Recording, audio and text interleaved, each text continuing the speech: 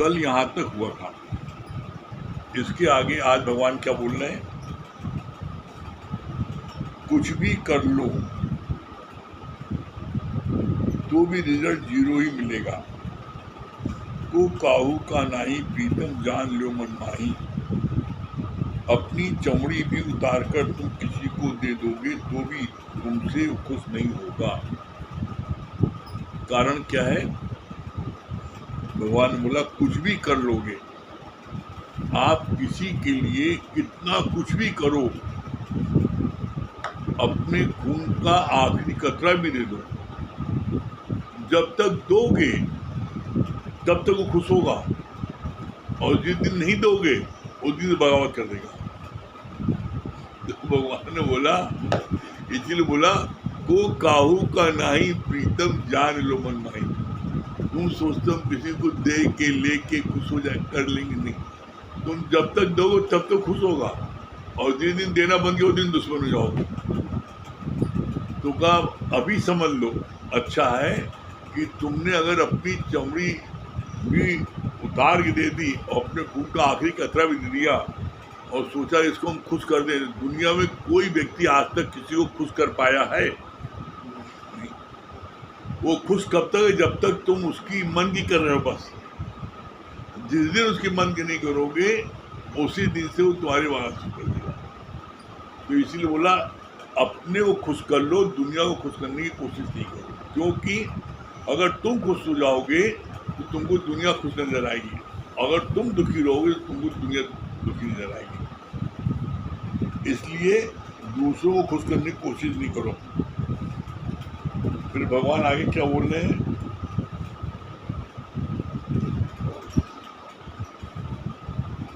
राजसी व्यक्ति को घूमने में, फिरने में, बाहर से रस लेने में ही सुख प्रतीत होता है।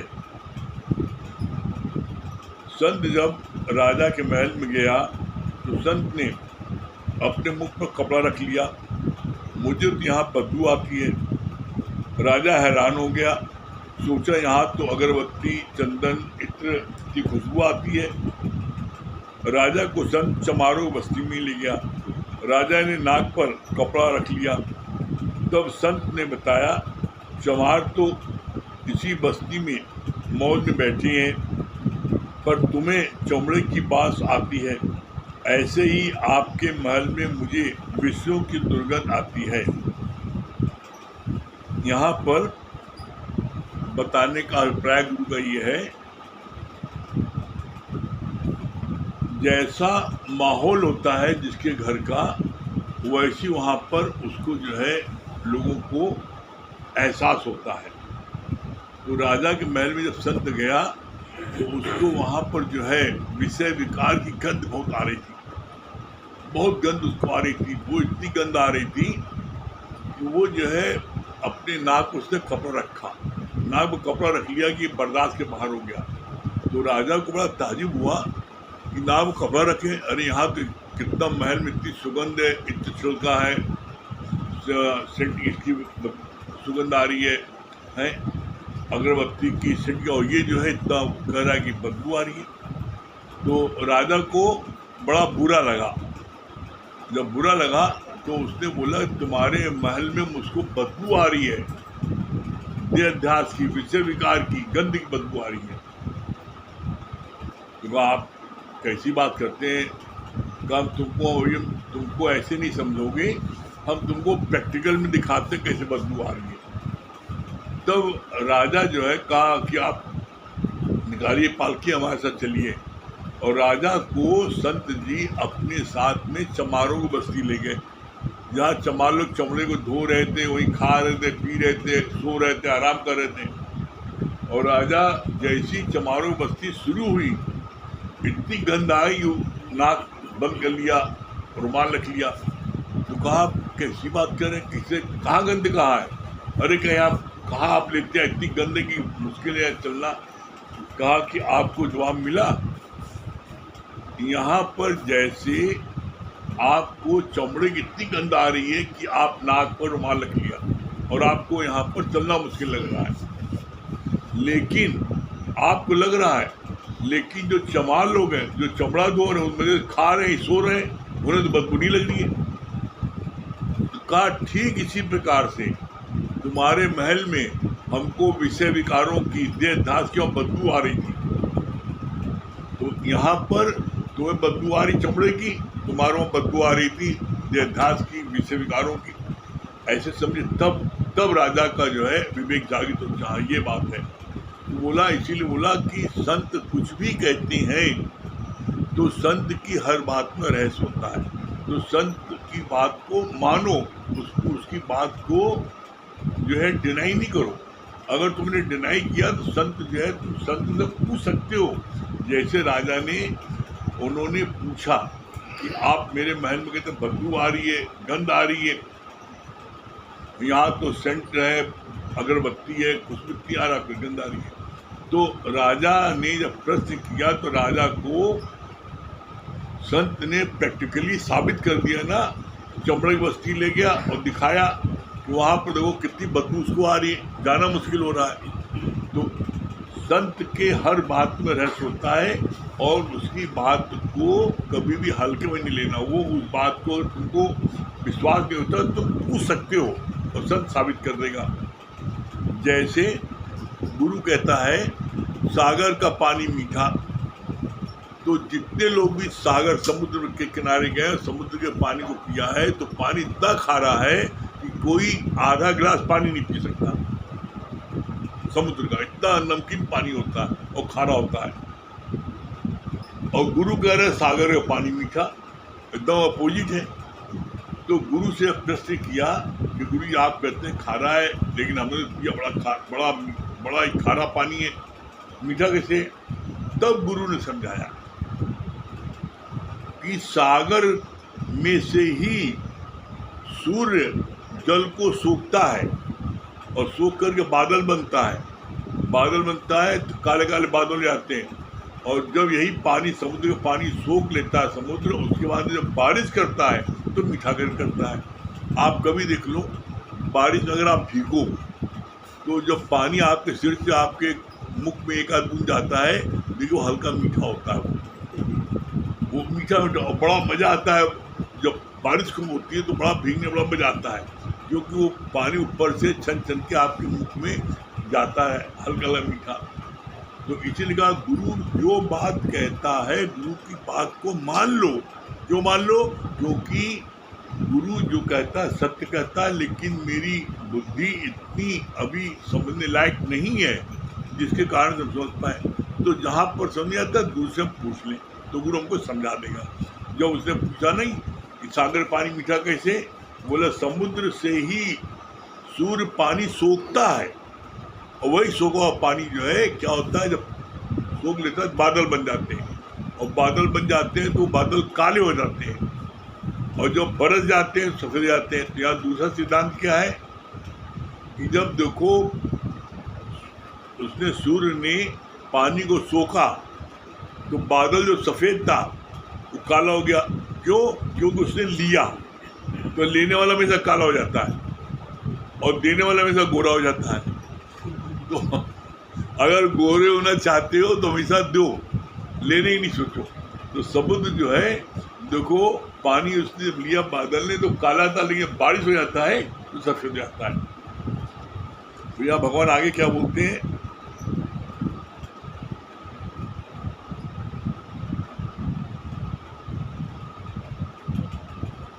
ऐसे ही आपके राजमहल में मुझे विषयों की दुर्गंध आती है। माया के सुख सारे टेम्परेरी हैं, पर ज्ञानी की खोज है शाश्वत सुख की। शाश्वत सुख क्या है? परमानेंट सुख, शाश्वत सुख की। सात्विक सुख मिलता है ज्ञान से, गुरु के प्रेम और भक्ति से। ये सात्विक सुख कौन से हैं? तो कहाँ मिलता है? बोला सात्विक सुख मिलता है ज्ञान से, गुरु के प्रेम से और भक्ति में।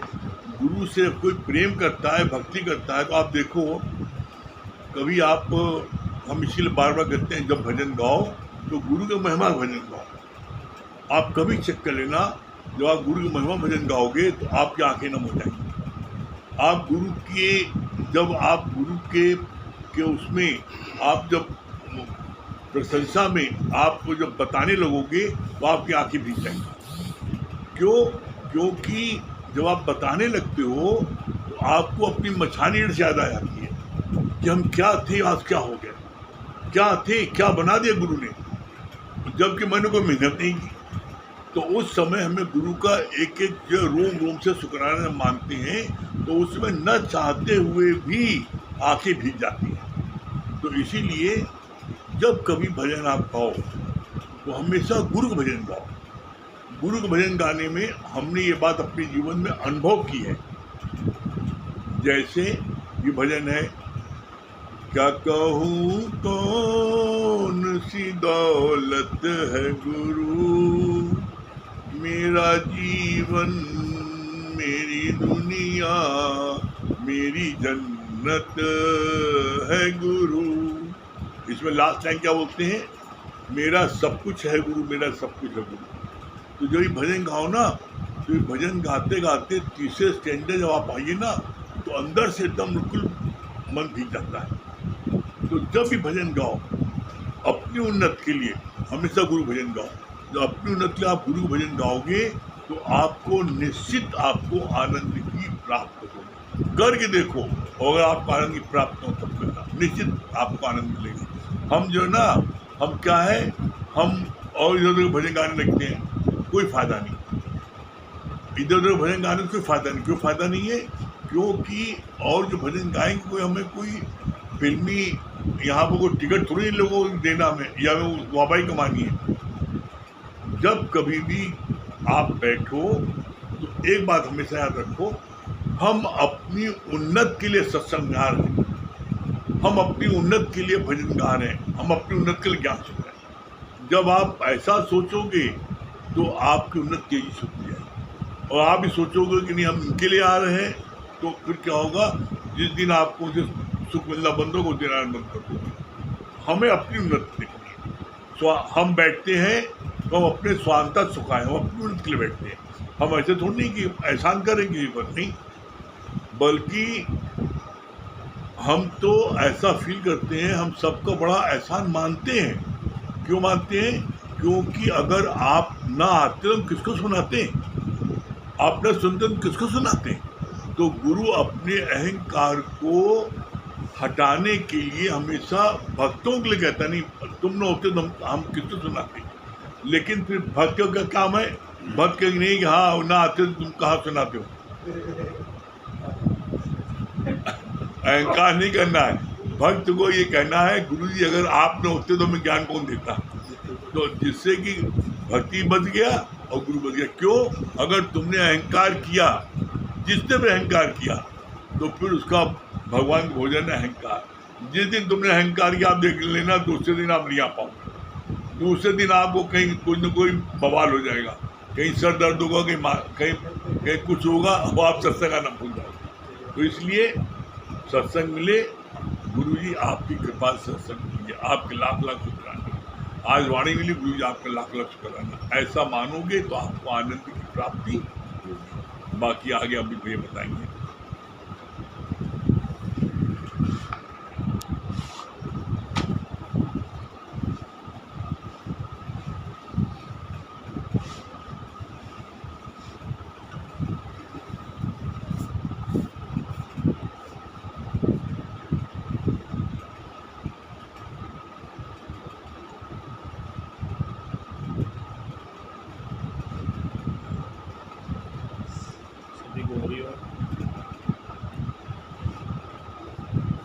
देखिए, इस ज्ञान में आने से जो आज हम महसूस कर रहे थे कि जो सबसे इम्पोर्टेंट चीज़ जो जीवन में हमको प्राप्त होती है वो क्या है?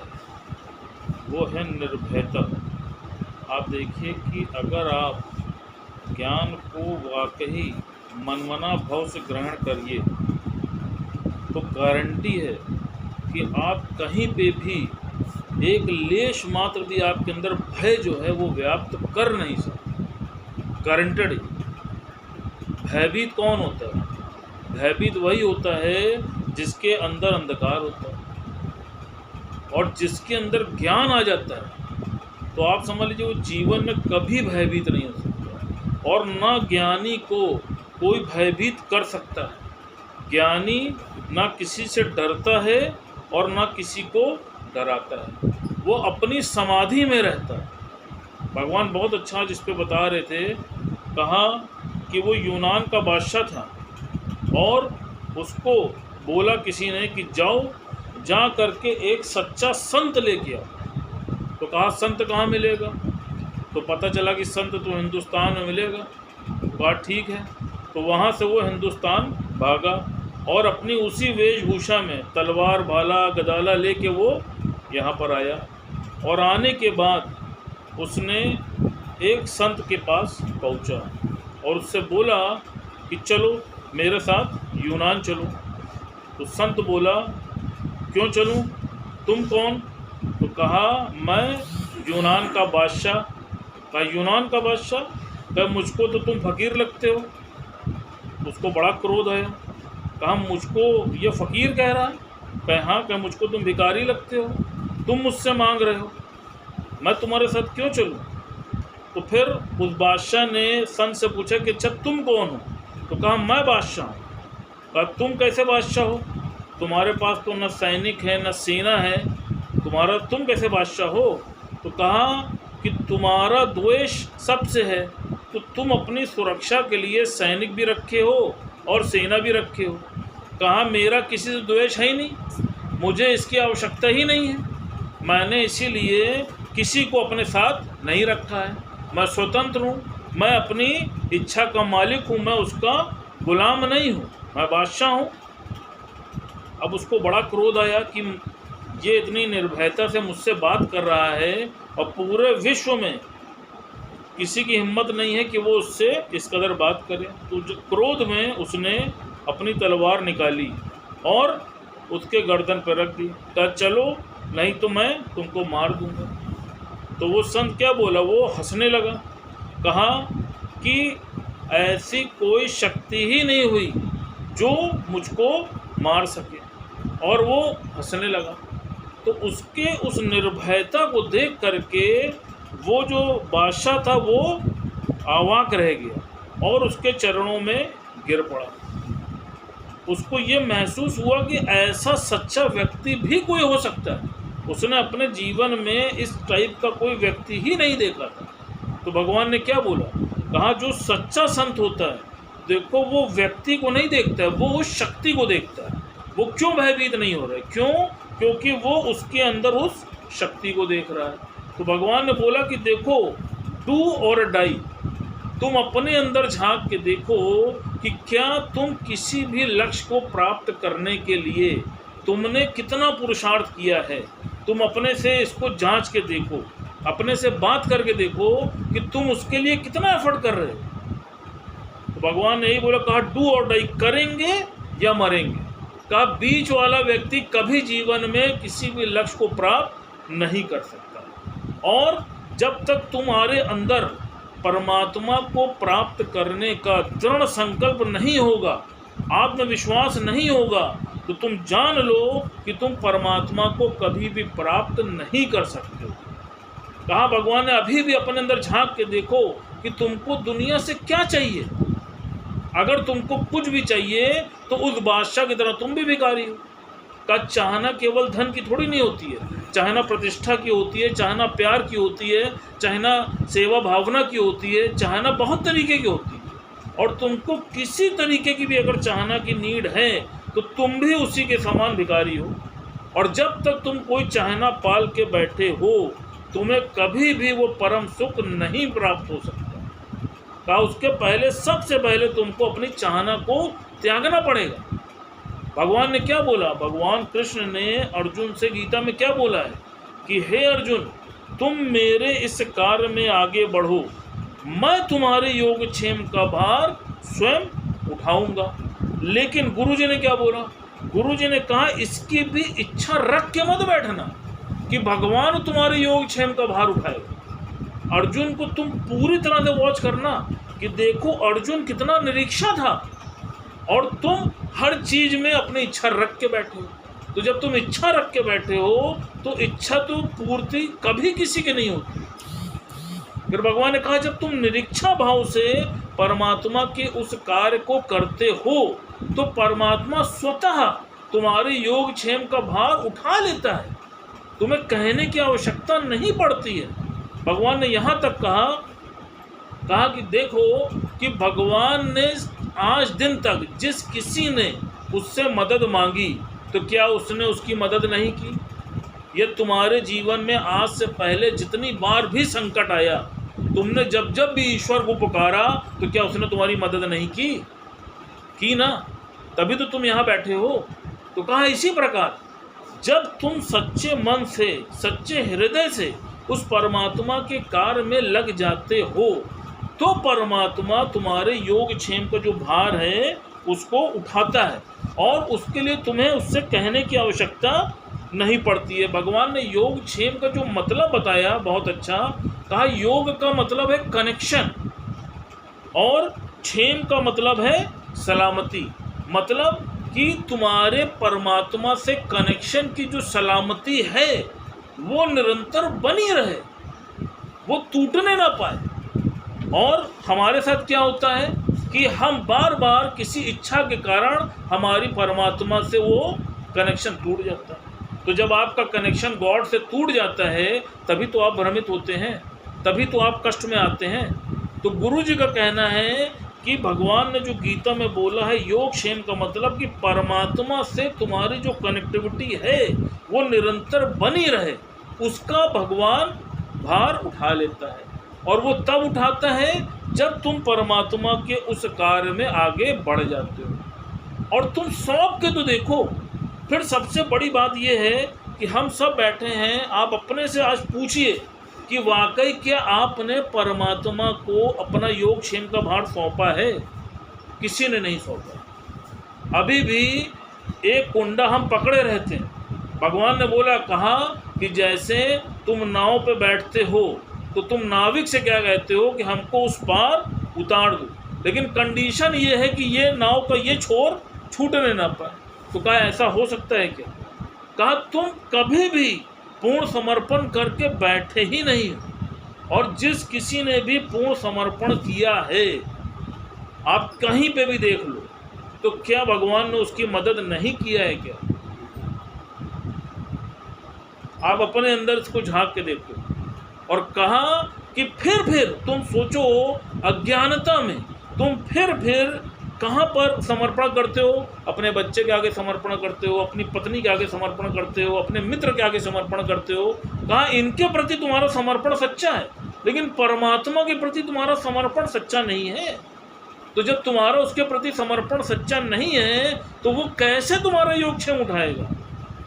अपने से बात करके देखो और फिर ये देखो कि उसके लिए तुमने पुरुषार्थ करा कितना है। कहा ऐसा हो नहीं सकता कि भव से न पारो, आया हूँ तेरे दर पर भगवान दीदार को, ऐसा हो नहीं सकता कि भव से न पार हो। फिर भगवान बहुत अच्छा बता रहे, कहा कि एक संत होता है, वो संत जो है जोर जोर से चिल्लाता रहता है और चिल्ला के क्या कहता है, भगवान मर गया, भगवान मर गया, भगवान मर गया। तो जितने लोग उसको देखते हैं कहते हैं पागल हो गए होगा, भगवान मर गया? कि हाँ भगवान मर गया, भगवान मर गया। तो कहीं पागल हो गए, कह रहा भगवान मर गया। कहीं भगवान कहीं मरते हैं क्या? तो कहीं नहीं, भगवान मर गया। कहीं बताओ कैसे मर गया है? कहीं देखिए कि जितने भी लोग अभी तक मेरे संपर्क में आए, किसी से पूछो कि भैया ये कार्य कैसे हुआ, तब भैया बहुत खून पसीने से मेहनत किए हैं, रात दिन जगे हैं, पेट काटे हैं, खूब पसीना निकाले हैं, तब जा कर के ये मकान बड़ी मुश्किल से बना पाए। तो कहीं भगवान का तो कोई जिक्र है ही नहीं, जो बनाया वो उसने बनाया, तो कहीं इसलिए भगवान मर गया? भाई भगवान की तो शक्ति कहीं है ही नहीं, मनुष्य की शक्ति से बना है इसका मतलब। फिर कहा कि देखो कोई पिता अपने पुत्र से कहता है कि बेटा अगर हम ना करते तो भीख मांगते, हम तुमको खिला रहे हैं इसीलिए तुम खा पा रहे हो, नहीं तो सड़क पर भीख मांग रहे हो। तो कहा इसमें कहीं परमात्मा तो दिख ही नहीं रहा, जो कुछ कर रहा है वो तो वो पिता कर रहा है। फिर कहा इसी प्रकार पत्नी के लिए, कहा पति पत्नी से कहता है कि अगर मैं तुम्हारी सारी व्यवस्था ना करूं तो तुम कुछ भी हासिल नहीं कर सकती। तो कहा कहीं पर भी तुमने जीवन में परमात्मा को श्रेय दिया क्या? अपने आप से पूछ के देखो, कितनी बार तुमने परमात्मा को थैंक्स अदा किया? कहा जब भी बोला हमेशा अपने ऊपर अहंकार किया और तुमने परमात्मा की शक्ति को भुला दिया। तो भगवान ने क्या बोला? कहा अगर तुम्हारे अंदर इतना सामर्थ्य है तो तुम्हारा जो बच्चा हैंडीकैप्ड है तुम उसको सही करके दिखा दो, तुम्हारे घर में जो तुम्हारी माँ पैरालाइज्ड है उसको स्वस्थ करके दिखा दो। कहा तुम्हारे अंदर एक चम्मच पानी पिलाने की शक्ति भी नहीं है।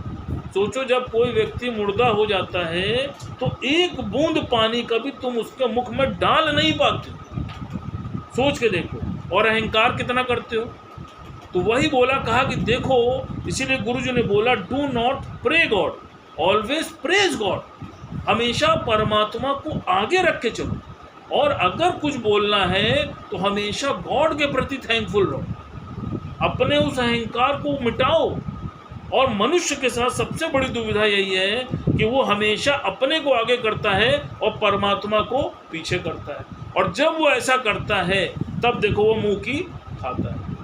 तो इसलिए ज्ञान में आने के बाद भगवान ने जैसा बोला है कि वो तुम्हारा योग क्षेम का भार अवश्य उठाएगा, लेकिन तुम सौंप के तो देखो और अपने से बात करना कि मैंने सौंपा है कि नहीं सौंपा।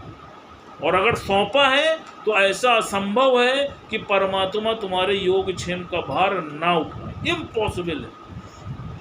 और जो विश्वास करता है तो गुरुजी ने बोला है कि विश्वासी का बेड़ा अवश्य पार होता है। हरि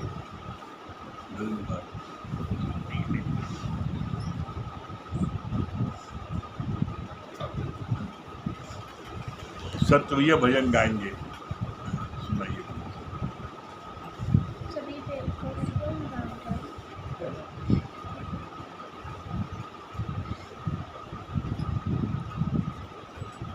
रथ मेरा मैं राजा हूँ, बड़ी शान से जीवन सैर करूँ।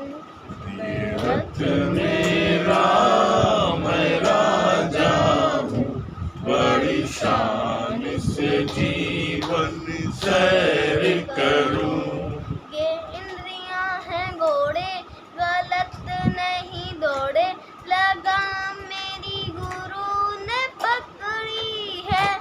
ये इंद्रियां हैं घोड़े गलत नहीं दौड़े, लगाम मेरी गुरु ने पकड़ी है।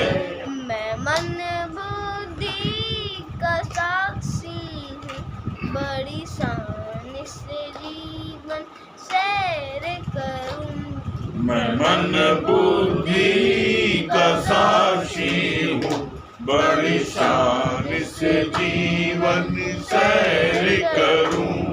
ये रथ मेरा मैं राजा हूँ, बड़ी शान से जीवन सैर करूँ। ये रथ मेरा मैं राजा हूँ, बड़ी शान से जीवन सैर करूं। सुशीला जी सुनाइए भजन। सुशीला जी।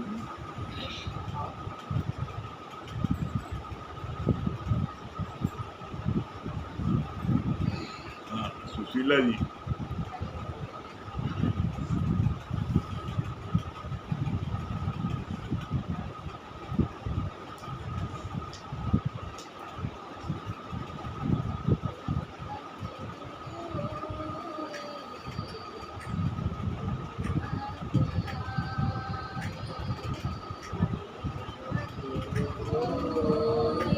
पास कर और पास ले।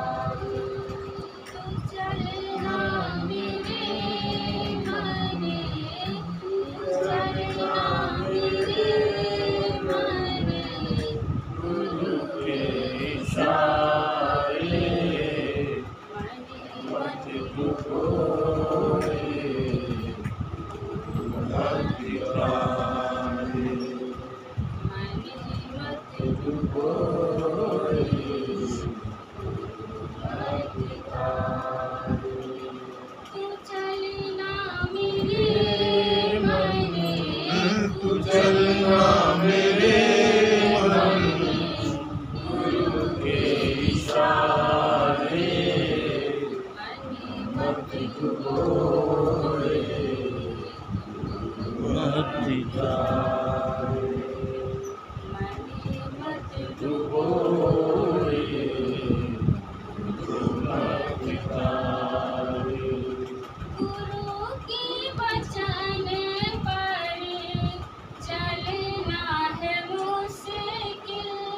गुरु के वचन पर चलना है मुश्किल, मगर चलने वालों ने पाई है मंजिल।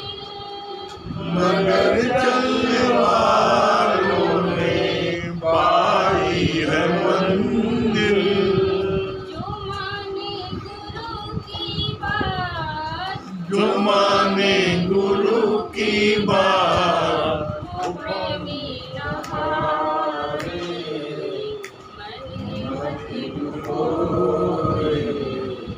गुरु मति तारे, मने मति डुबोए। गुरु मति तारे, तू चलना मेरे मन, तू चलना मेरे मन, गुरु के इशारे। मति डुबोए, गुरु मति तारे। मति डुबोए,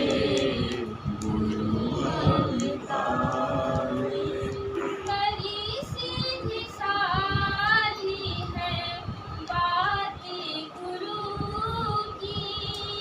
बड़ी सीधी सादी है बातें गुरु की।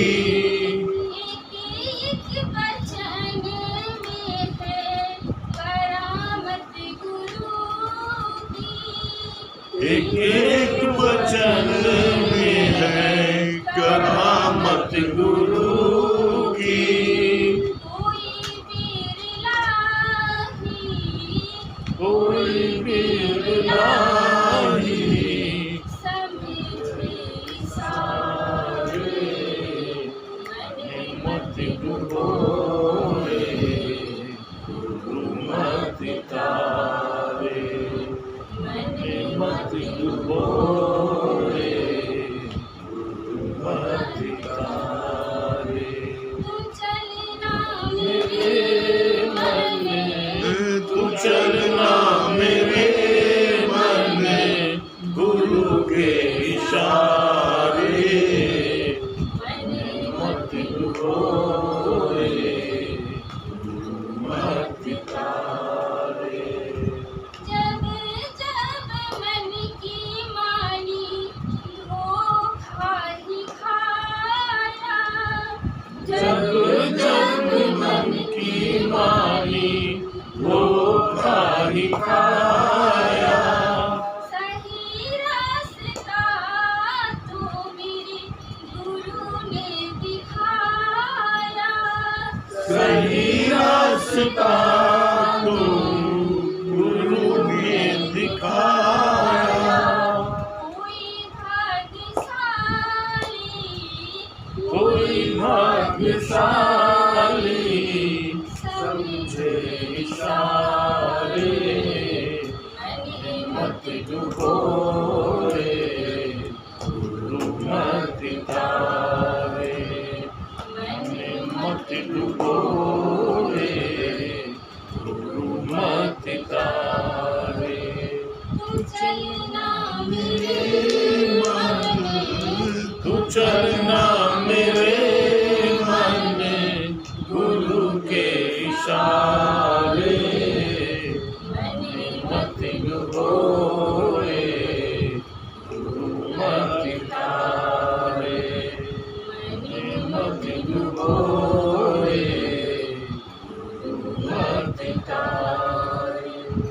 रावण की दुनिया में कभी कुछ नहीं थी। रावण को दुनिया में कमी कुछ नहीं थी। सब कुछ था लेकिन गुरु मत नहीं थी। सब कुछ था लेकिन गुरु मत नहीं थी।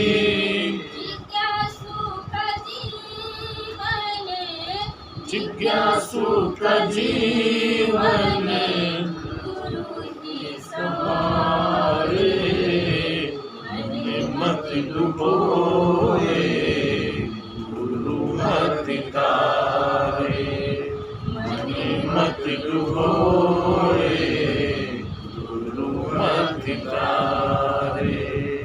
चलना मेरे मन में, चलना मेरे मन में, गुरु के इशारे, मने मत डुबोए, गुरु मत तारे, मने मत डुबोए, गुरु मत तारे। बहुत बढ़िया, वेरी गुड। हाँ बिट्टू रानी क्या बता रही हो?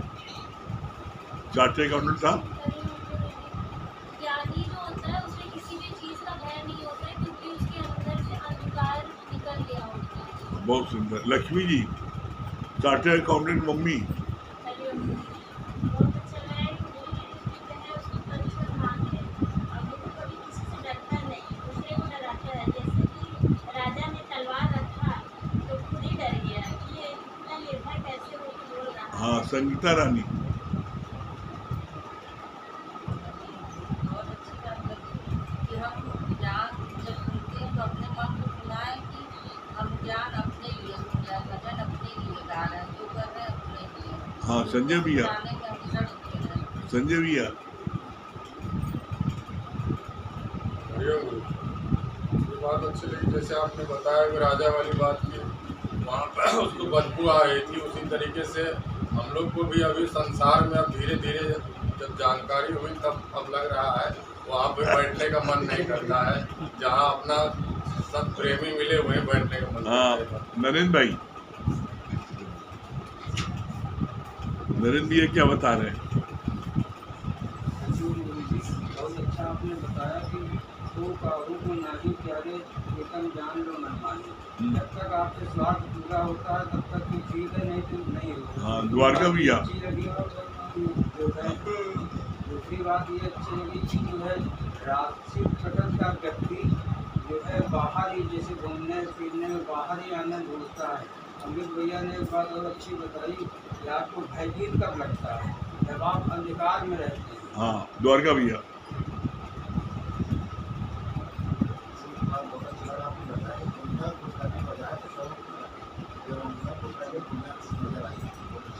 चलिए बहुत सुंदर। चलिए समय हो रहा है, ओम का जाप कर ली 3 बार।